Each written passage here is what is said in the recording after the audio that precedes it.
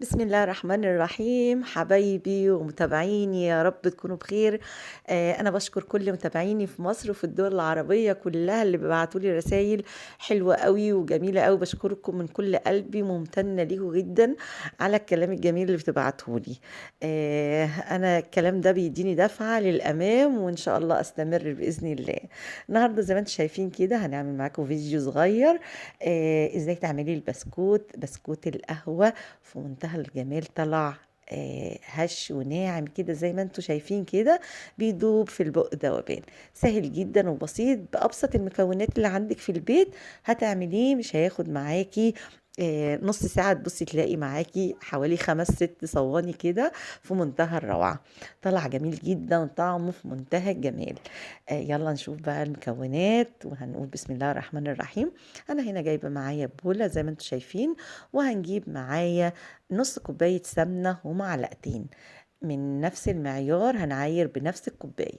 يبقى نص كوباية سمنة ومعلقتين كبار، ومعايا نص كوباية زيت. ده أول حاجة هنضيفها في البولة. كمان هنضيف نص كوباية سكر بودر. سكر بودر عشان يبقى سهل جدا معاكي وانتي بتدوبيه. يا ريت نفس المعيار بالظبط، تعملي بنفس المعيار، نفس الكوبايه اللي هتعملي بيها كله هو. معايا كمان صفار بيضه مش بيضه كامله، لان لو حطيتي بيضه كامله هينشف معاكي العجين، هيبقى البسكوت ناشف معاكي شويه. الصفار بيخليه ناعم كده وبيدوب معاكي. يبقى صفار بيضة ونص كوباية زيت ونص كوباية سكر بودر ونص كوباية سمنة على معلقتين كبار من السمنة. هنا معايا معلقة ونص نسكافيه أو قهوة اللي هي سريعة الذوبان، ومعايا مية دافية هدوبها في معلقتين مية كده سريعة. تدوبيها بره الأول وبعدين تحطيها على السمنة بتاعتك، برضو في نفس البولة كده بالسباتشولا كده، مش هتمسكي بقى لا عجان ولا أي حاجة.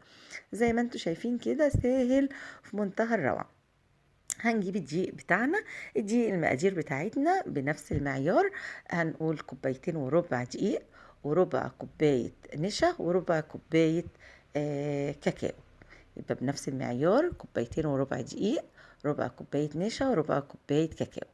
هنضيفهم كده ندخلهم مع بعض كده، عشان لو في اي حاجة متكتلة ولا حاجة آه نشيلها.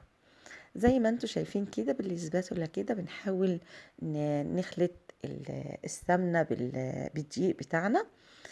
مش هنعجن خالص، احنا يا دوبك نخلي الدقيق يختلط بالسمنة بتاعتنا وبالسكر اللي احنا خلطناه في الاول.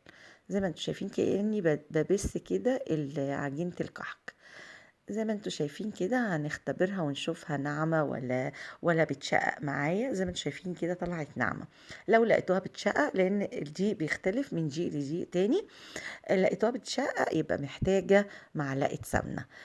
لقيتوها ناعمة قوي ويعني طرية قوي، هتحطي معلقة دقيق، معلقة واحدة وتختبر. زي ما انت شايفة كده هنعمل كورة كده، بالخلة بقى، بسكينة، بأي حاجة تعملي علامة كده تطلع معاكي زي الحبوب بتاعة القهوة بالظبط. المقاسات بقى زي ما انت عايزاها كبيرة، عايزاها صغيرة. طبعا كل ما تكون صغيرة بتبقى ألطف وشكلها لذيذ جدا. زي ما بقول لكم كده شكلها بيبقى جميل وطعمها في منتهى الجمال. مش محتاجة سكر، المقادير دي حلوة جدا ومظبوطة جدا، مش هتحتاج معاكي أي حاجة تانية. زي ما انتوا شايفين كده بدورها كده زي كأنك بتعملي الغريبة كده، بالخلة او بتاعة الشيش طاووق، بأي حاجة عندك هتعملي زي ما انتوا شايفين كده. نفس العلامة دي هتحطيها طبعا في فرن 170 درجة في الرف الأوسط. وبعدين يقعد معاكي ربع ساعة، مش أكتر من ربع ساعة، هتلاقي استوى معاكي وبقى في منتهى الروعة. كمان انا كان عندي حته شوكولاته كده في التلاجة، سيحتها وحبيت ازين بيها، اعمل تشكيله بالشوكولاته وساده. هي من غير شوكولاته طبعا، مش محتاجه شوكولاته خالص، بيبقى طعمها جميل جدا. بس ولادي بيحبوا الشوكولاته، عشان كده زينت لهم شويه منهم. شوية غامقين وشوية بالشوكولاتة البيضا، طالعة في منتهى الجمال، حلو جدًا. عايزة أقول لكم الكمية دي أو المعيار ده عمل لي 6 صواني من اللي أنتم شايفينها، 6 صواني كاملين، عمل كمية حلوة أوي، بس طبعًا اتنسفت من جمالها، بجد حقيقي طعمها ما أقولكمش طعمها خطير، طلع حلو جدًا. جربوه، مش هتبطلوا تعملوه. طبعا حلو جدا الأطفال الصبح عايزة تفطري حاجة خفيفة مع كوباية شاي بلبن بقى وتاكليها زي ما انتم شايفين كده. أنا شخبطت كده شوية كده وشوية كده زي ما انتم شايفين كده، بس طلع الطعم خرافة. وطعم الناعم زي ما انتم شايفين، شايفين ناعم ازاي. اعملوه مش هتندموا، هدعولي. يا ريت ما تنسونيش في اللايك، بالله عليكم ما تنسونيش في اللايك.